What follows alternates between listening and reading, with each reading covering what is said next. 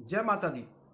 दोस्तों, आज के वीडियो में हम बहुत ही कॉमन इंटरेस्ट की बात करने जा रहे हैं और वो है सरकारी नौकरी। हमारे पास अक्सर ऐसे टेलीफोन आते हैं, ईमेल्स आती हैं जिसमें हमारे दर्शक ज़्यादातर हमसे यही पूछते हैं कि हमारी जॉब कब लगेगी, क्या हमारे को सरकारी नौकरी मिल सकेगी। ज़्यादातर ये प्रश्न जो है हमारे पास आते ही रहते हैं और जॉब में सबसे ज़्यादा लोग सरकारी जॉब के लिए ज़्यादा इंटरेस्ट रहते हैं क्योंकि उसमें जो है उनको सिक्योरिटी की भावना जो है ज़्यादा रहती है। भले ही पैसे कम मिले लेकिन उनको जो है सिक्योरिटी ज़्यादा चाहिए, जो कि ये प्रेफरेंस जो है ऊपर रहता है। तो आज के वीडियो में जो है हमने इसको 3 या 4 पार्ट्स में हमने डिवाइड कर दिया है। पहले पार्ट में हम आपको ये बताने जा रहे हैं कि आपकी कुंडली में कौन से ऐसे ग्रह हैं जो कि आपको जॉब के लिए या गवर्नमेंट जॉब के लिए सपोर्ट करते हैं। सेकेंडली, हम बात करेंगे आपकी कुंडली में ऐसे कौन से ग्रह हैं या योग हैं जो जॉब ना लगने के कारणों को सपोर्ट करते हैं। तीसरे, हम बात करेंगे कि आपकी कुंडली में ऐसे कौन से योग हैं जो आपको सरकारी नौकरी दिलाने के लिए सपोर्ट करते हैं और उन योगों के रहते जो है आपको सरकारी नौकरी मिलने में सहायता रहेगी। और लास्टली जो है हम ये देखेंगे कि अगर आपकी कुंडली में जॉब लगने के योग हैं, नजर आता है कि आपकी जॉब लग सकती है, तो फिर कौन से ऐसे उपाय करे जाएं कि आपको सरकारी नौकरी मिल सके। इसमें एक बात देखने की जरूरी है कि उपाय तभी सार्थक होंगे अगर आपकी कुंडली में जॉब मिलने के योग होने चाहिए। तो आइए हम शुरू करते हैं आज का अपना ये कार्यक्रम। दोस्तों, सबसे पहले हम ये समझेंगे वो कौन से ग्रह हैं जो नौकरी से संबंध रखते हैं, क्योंकि हमें समझना चाहिए कि हमारी कुंडली में क्या नौकरी करने के या मिलने के योग हैं भी या नहीं। देखिए, वैसे तो नौकरी का मुख्य कारक ग्रह होता है वो शनिदेव होते हैं। ये हैं नौकरी मिलने के सहायक ग्रह। तो जो मुख्य ग्रह जो सहायक होता है नौकरी देने के लिए वो शनिदेव होते हैं। शनिदेव की कृपा के बगैर नौकरी मिलने की संभावना नहीं हो सकती।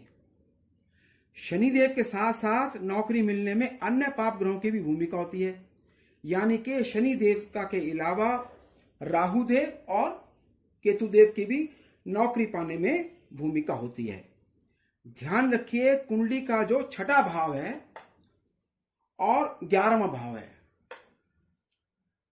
वो नौकरी से सीधे संबंध रखता है, यानी कि छठा भाव और छठे से छठा 11वां भाव, और इनके स्वामी भी नौकरी पाने में बड़ी भूमिका निभाते हैं।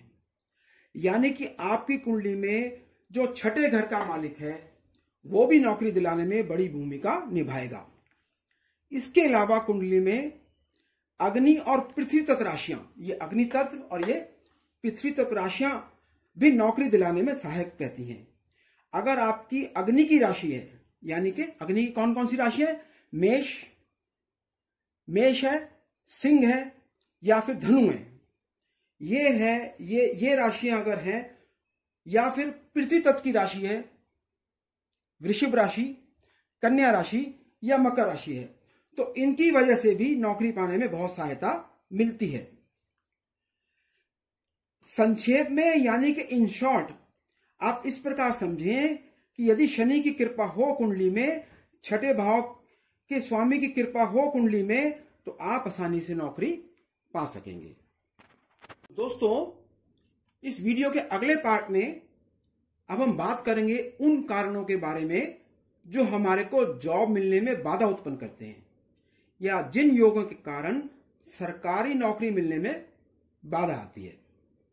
अगर हमारी कुंडली में बृहस्पति देव बहुत ज्यादा मजबूत हो, अगर हमारी कुंडली में बृहस्पति देव बहुत मजबूत हो, वो उच्च के भी हो सकते हैं, केंद्र में भी हो सकते हैं, और और त्रिकोण में हो सकते हैं, या किसी और अन्य प्रकार से उनमें कोई खराब ग्रह उनको ना देख रहा हो, मतलब गुरु जो है बहुत स्ट्रांग हो, तो ऐसी स्थिति में आप नौकरी नहीं करेंगे।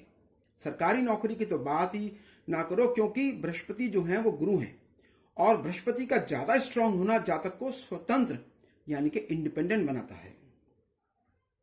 उसके अलावा जब कुंडली में ग्रहण योग हो, कुंडली में ग्रहण योग हो, ग्रहण योग का क्या मतलब है?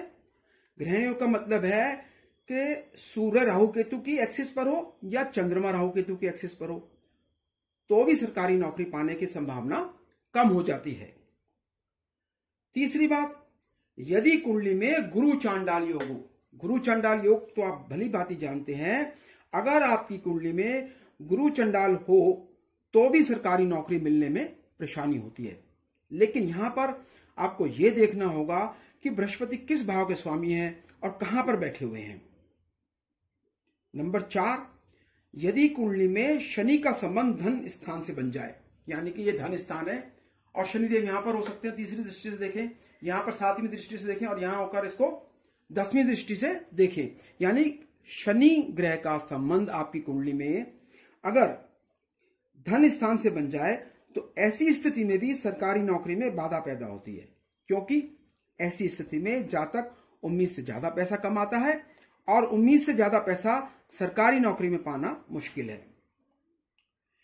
अगर आपकी हथेलियों का रंग, अब आप हाथ के बारे में भी हम आपको बताते हैं, कुछ हाथ से भी आप देख सकते हैं, अगर आपकी हथेलियों का रंग, ये जो पाम है बीच में जो होता है, ये अगर कालापन लिए हुए हो या इनके बीच में बीचों बीच में तिल हो, तो ऐसी स्थिति में सरकारी नौकरी मिलने की उम्मीद कम हो जाती है। और एक बात, अगर आपके हाथ में सूर्य का विलय हो, यानी तीसरी उंगली है जो सूर्य की उंगली है, इसके नीचे एक छल्ला बना हो, या आपकी भाग्य रेखा टूटी हुई हो, तो ऐसी स्थिति में भी सरकारी नौकरी पाना कठिन होता है, काफी मुश्किल होता है। तो दोस्तों, अब इस वीडियो के अगले पार्ट में हम बात करेंगे सरकारी नौकरी कब मिलेगी, यानी कि गवर्नमेंट जॉब कब मिलेगी। तो कुछ बातों पे आप ध्यान दीजिएगा। नंबर 1, जब हमारी कुंडली में सूर्य या चंद्रमा में से इन दोनों ग्रह में से कोई एक ग्रह मजबूत हो तो सरकारी नौकरी मिलने की ज्यादा संभावना बन जाती है। क्यों? सूर्य और चंद्रमा को राजा और रानी कहा जाता है।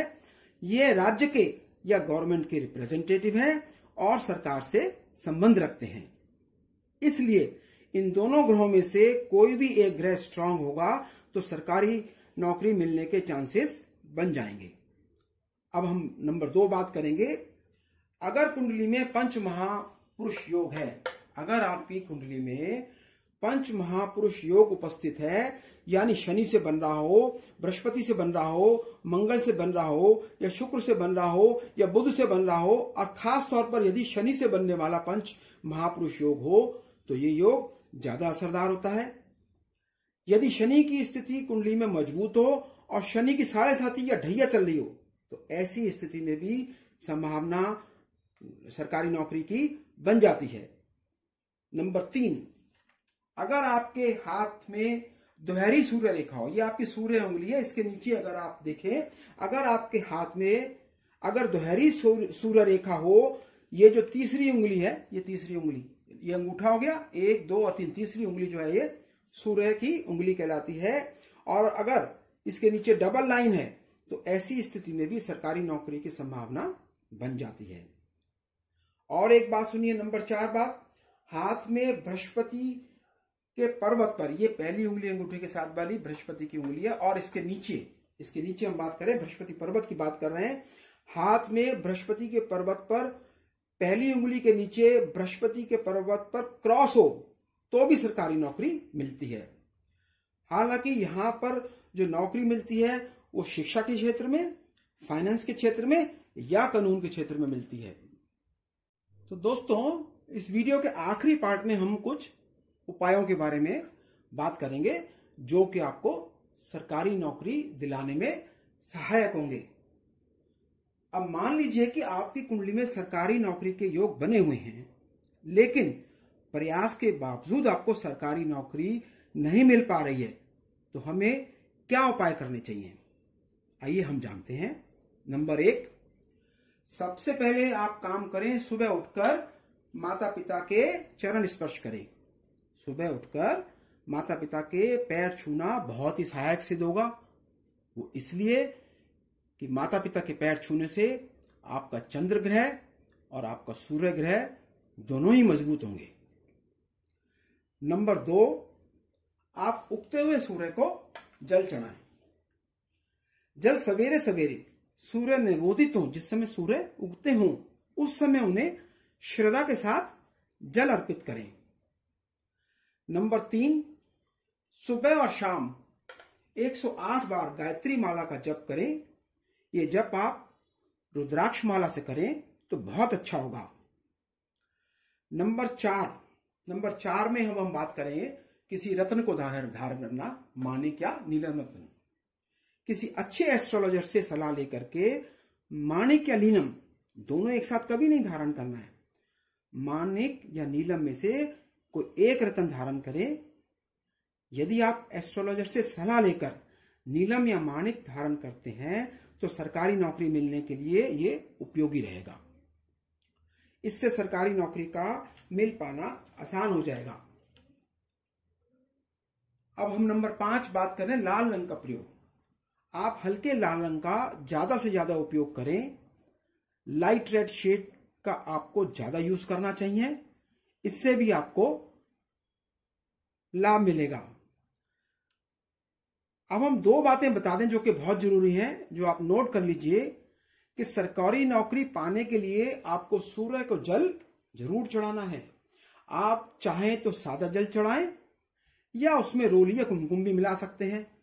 तो आपको सूर्य को रोली या कुमकुम मिलाकर या फिर सादा ही जल जरूर चढ़ाना है।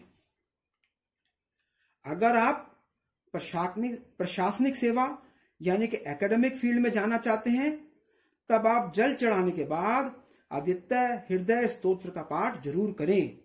चाहे तो हिंदी में करें या फिर आप चाहें तो संस्कृत में करें। अब हम अगले उपाय के बारे में बताते हैं। और अगर आपको सामान्य नौकरी चाहिए, शिक्षा क्षेत्र में, बैंकिंग क्षेत्र में या ट्रांसपोर्ट क्षेत्र के लिए सरकारी रोजगार की तलाश है, तो फिर आपको सूर्य अष्टक का पाठ करना चाहिए। हिंदी में चाहें तो हिंदी में करें, संस्कृत में चाहें तो संस्कृत में करें।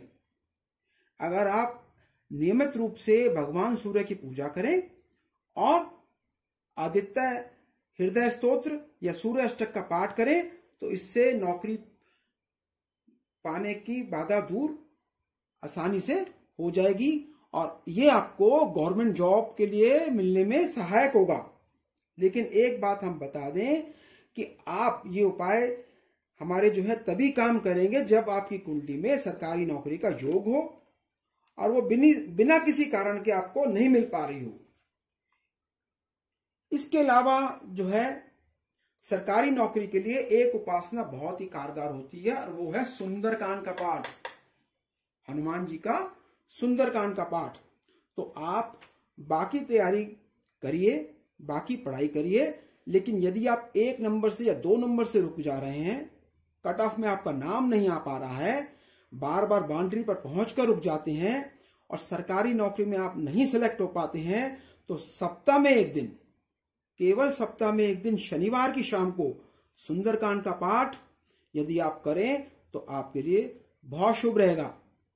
तो सरकारी नौकरी के ये उपाय करना आपके लिए अच्छा हो सकता है।